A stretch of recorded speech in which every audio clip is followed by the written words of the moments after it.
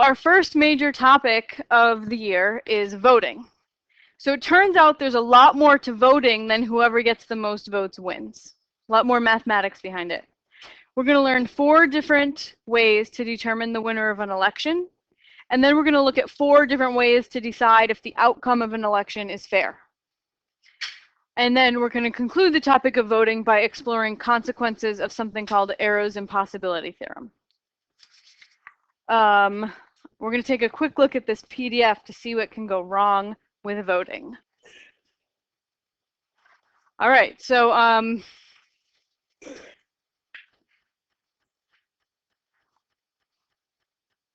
where should these people go for their vacation?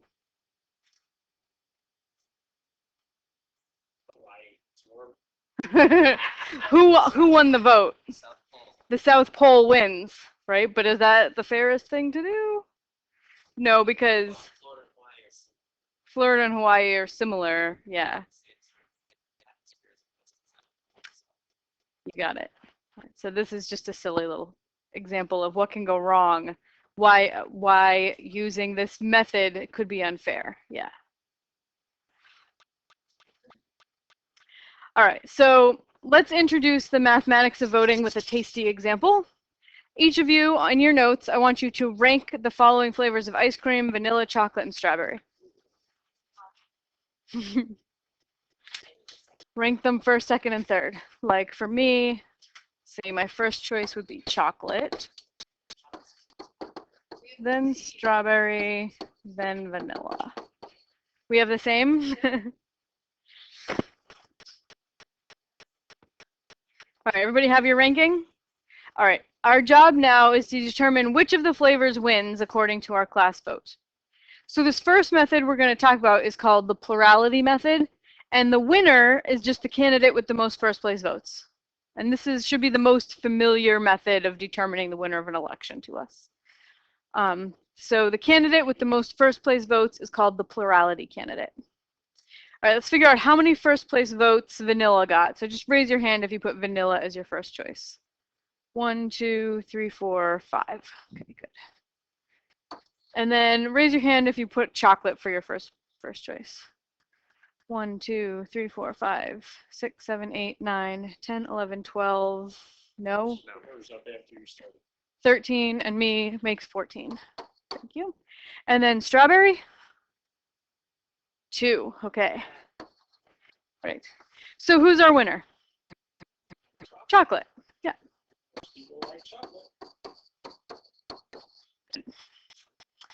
All right. So if one candidate gets more than half the first place votes, that candidate is called a majority candidate. Majority means more than half. Okay. So did we have a majority candidate with our ice cream example? Yeah. So how many people total voted in this election? Yeah, 21. 5 and 14 is 19, and 2 is 21. So half of 21 is 10.5, so you'd need 11 votes for a majority. Chocolate got 14, more than half, so chocolate is a majority candidate.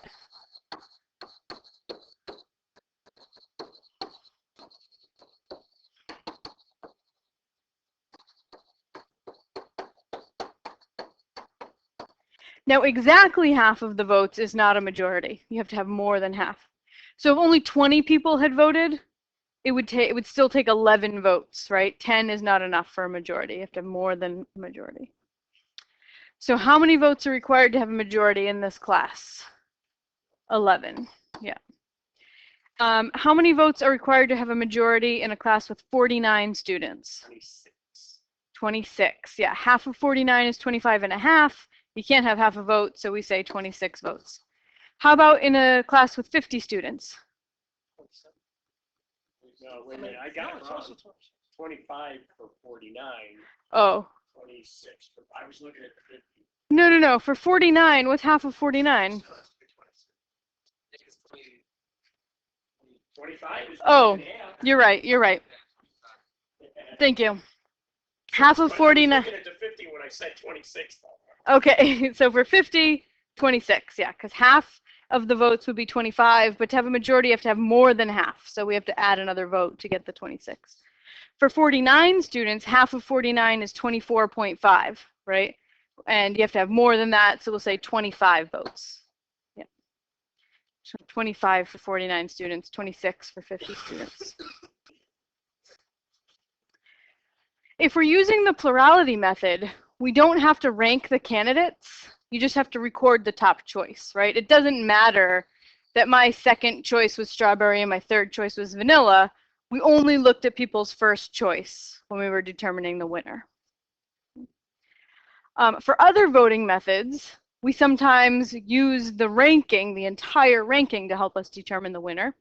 And so it's helpful to summarize people's votes into something called a preference ballot. Okay. So you made a preference ballot for the ice cream at the start of class by ranking your first, second, and third choice. That's a preference ballot. And then we tally everyone's preference ballots in this preference schedule. So I put in all the possible rankings. So I said, well, if you rank chocolate first, your second you could either go vanilla strawberry or strawberry vanilla after that. And then if you rank vanilla first, you could either go chocolate strawberry or strawberry chocolate. Okay, so these are all the possible rankings. So now I'm just going to tally up all the people who voted exactly the same. So if you voted chocolate, vanilla, strawberry, raise your hand. So we've got 1, 2, 3, 4, 5 people. So you put a little 5 at the top there. All right, how about chocolate, strawberry, vanilla? 1, 2, 3, 4, 5, 6, 7, 8, 9. Vanilla, chocolate, strawberry. 1, 2, 3, 4.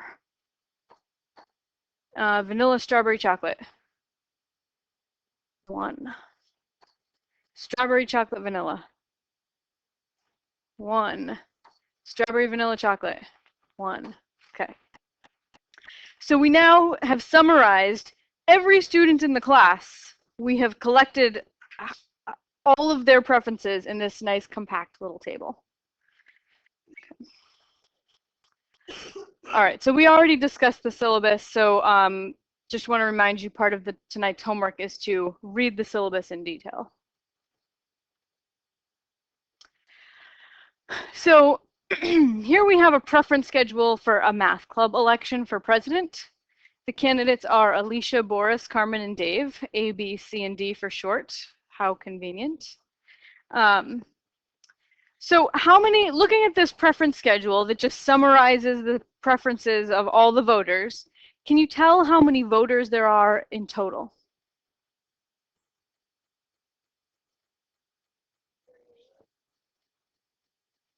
37. I've heard several 37s. How are we getting that number? Number of voters. Yeah, add up the number of voters across the top. So we had 14 people chose A, B, C, D, 10 people preferred Carmen, Boris, Dave, and Alicia, right? So if you add these all up, you get the total number of voters. So that's 14, 32, 36, 37. So 37 people voted in this election. How many votes would we need for a majority?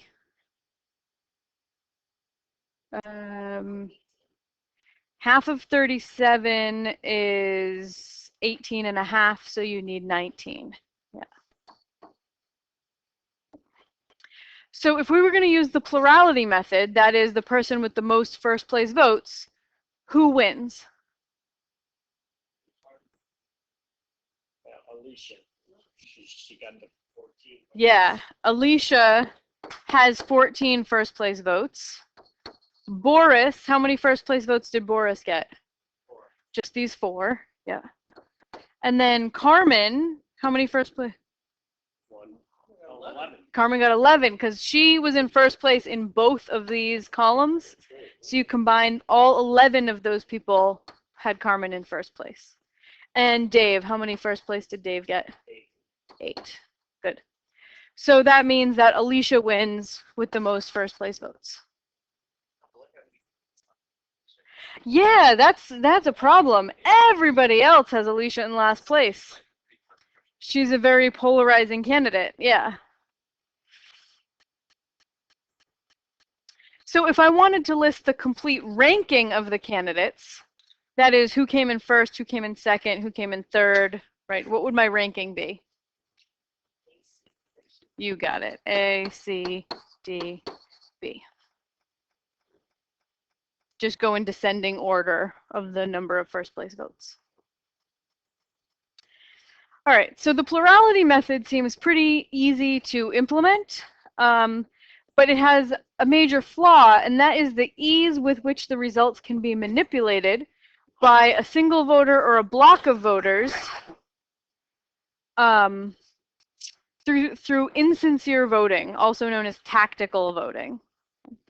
So in insincere voting, we know if you know that the candidate you really want to win just has no chance, it might make more sense to you than rather than waste your vote, you might put your put a lesser choice in first place, hoping that that lesser choice would have a better chance of beating someone that you really don't want to win, right?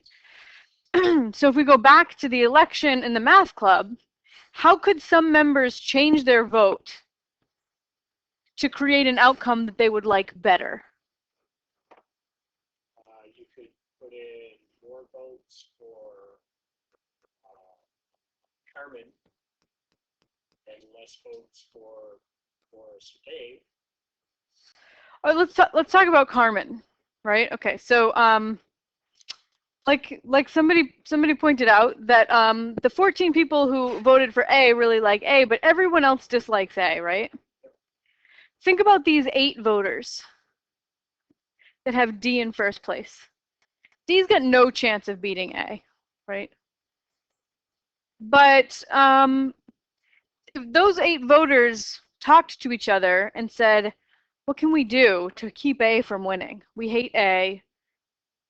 What could we do? Tactically, they could, Carmen is their second choice. If they put Carmen first and move Dave second, now Carmen's going to win the election with 19 votes. Okay. So that would be a tactical move by that block of voters to say, rather than put our first choice candidate first, we're going to put our second choice candidate first just to prevent our last choice candidate from winning.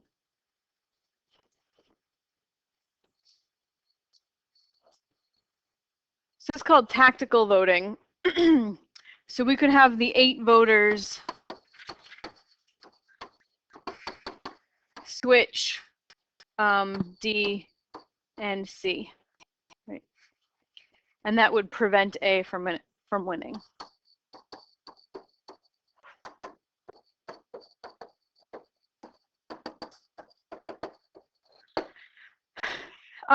Anybody, is this bringing to mind anything that you may have seen in real life? Hanging chads. Yeah. Hanging chads. Well, I mean, that's related, but what happened in that 2000 election? Oh, with what's his name? Ralph Nader. Yeah. Yes. A lot of people said that Ralph Nader kind of like ruined the election and said that that's why Gore didn't win, because a lot of people wasted their vote on Ralph Nader, right? So if all those people had tactically decided to vote for Gore instead of Nader, even though Nader was their first choice, it might have swung the election a different way.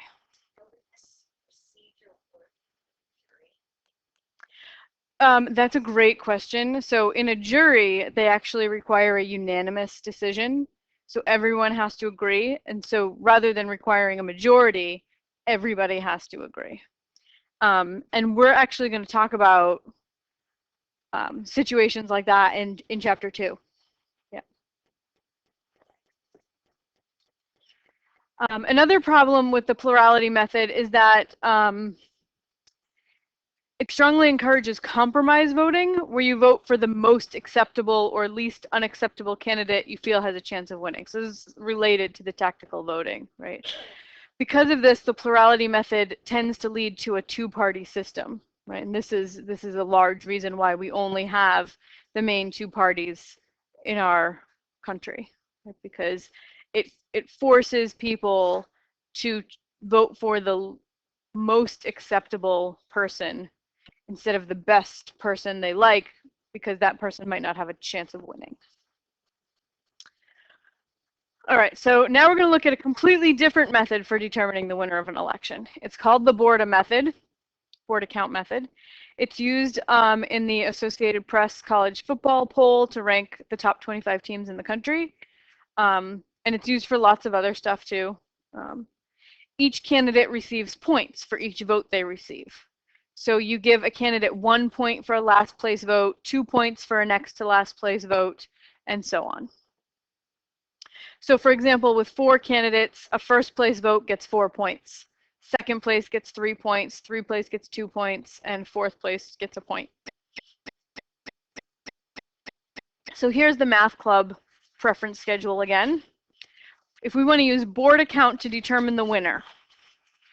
So let's look at candidate A here. So remember, first choice, there are 4 choices here. So first place gets 4 points, then 3 points, then 2 points, then 1 point. So these 14 people, this column represents 14 ballots that all look like this, right? So 14 people had A in first place.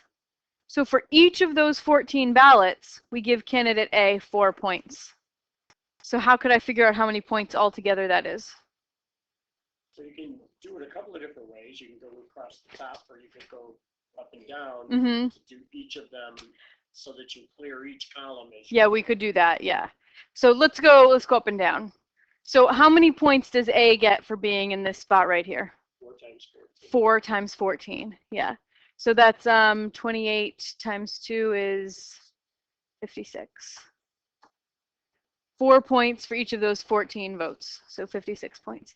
And B, they get 3 points for each of those 14 ballots. 3 times 14 is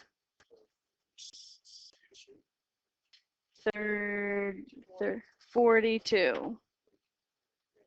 can't count. Yeah, me either.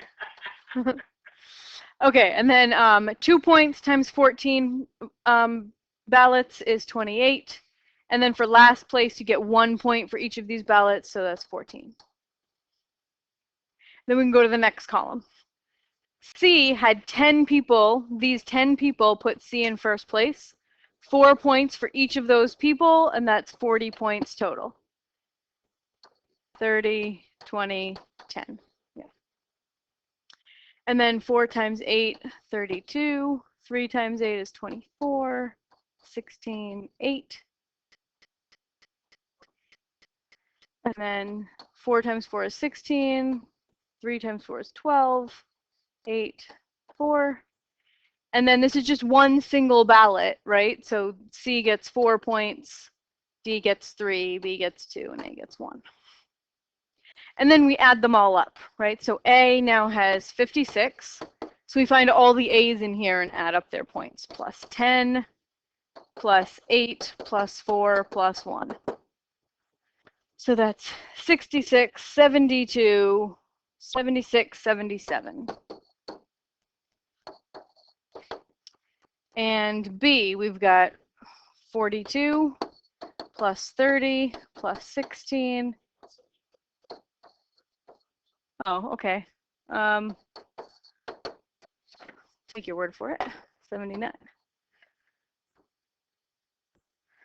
Okay, so that's 72, 82, 88, 98, 104, 106. And then C has got 28 plus 40 plus 24 plus 8 plus 4. 68, 88, 92, 100, 104. And D is 14 plus 20 plus 32 plus 12 plus 3. 34, 66, 76, 78, 81. So who's going to win using the Borda count method?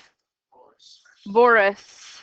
So a different winner than plurality, right? With plurality, Alicia won. She had the most first place votes, but with points, Boris wins. Yeah. Okay, so what's the complete ranking here? First through last place. Yep. So B, C, D, A. So Alicia actually comes in last place when we use points. Which is kind of a switch. Yeah. Which is, we're starting to see why there's more to voting than the simple act of tallying up the votes, right? So here's a little check you can do to make sure you didn't make an error using Borda count. Each ballot has 4 plus 3 plus 2 plus 1 votes to give, points to give out, right? 4 plus 3 plus 2 plus 1, how many is that? 10, okay. And then how many people voted in this election? 37. 37, right. So if I say, well, 37 people, each has 10 points to give away, 37 times 10 is 370 total points, right? So you should take the point totals you got in your answers. They should add up to 370.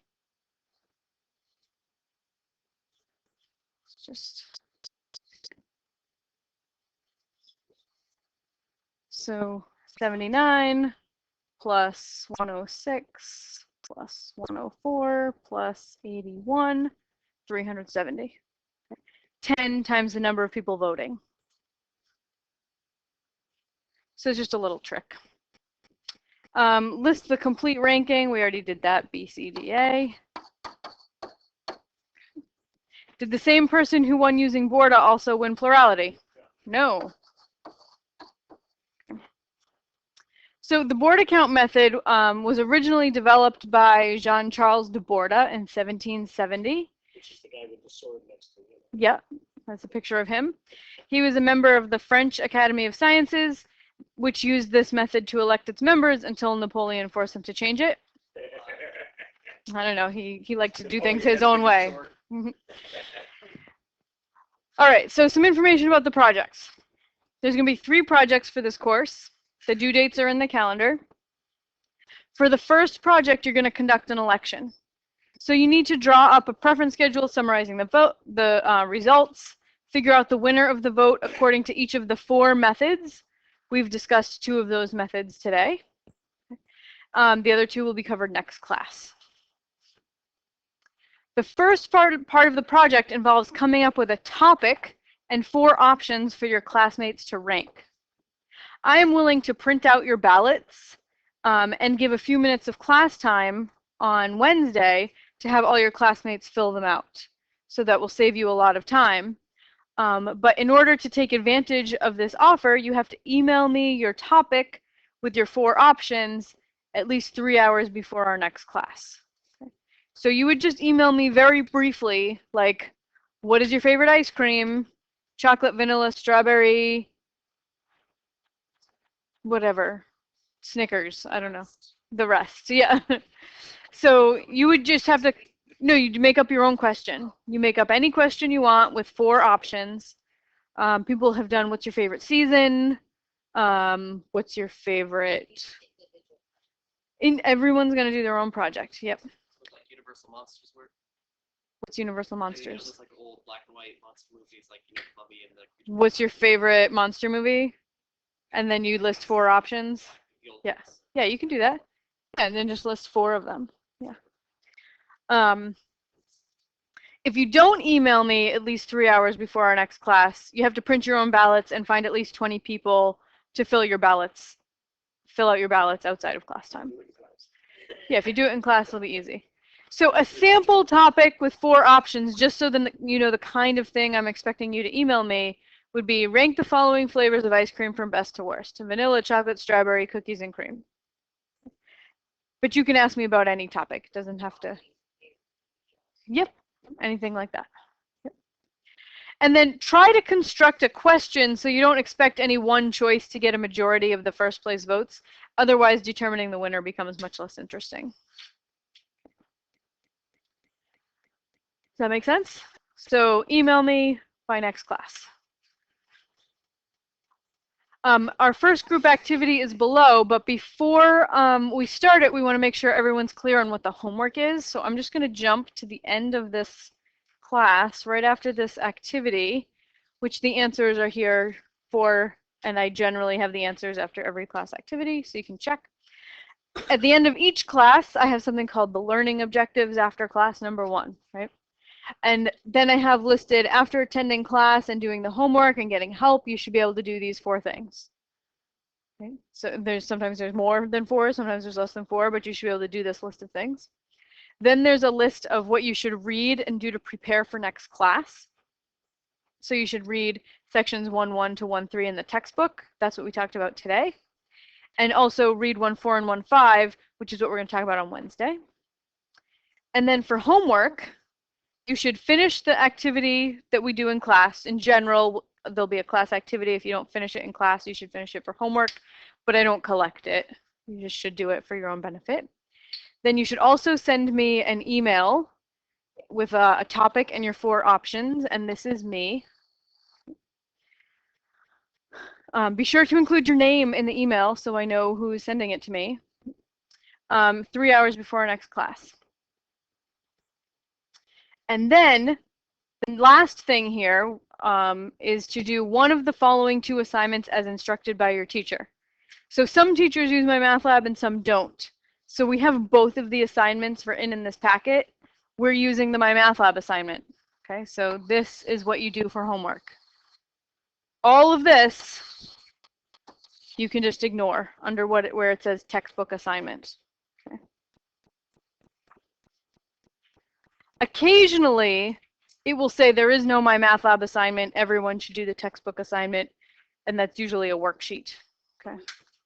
Just to verify, we don't have to answer these questions. Correct. Okay. You do not have to do anything under textbook assignment. Okay. And then after homework, there's a list of other things you should do, like read the syllabus, get the textbook or the My Math Lab access code, scientific calculator, which can just be an app on your phone or whatever. And visit the class Moodle site just to make sure you can access everything in there. And I should say register for My Math Lab.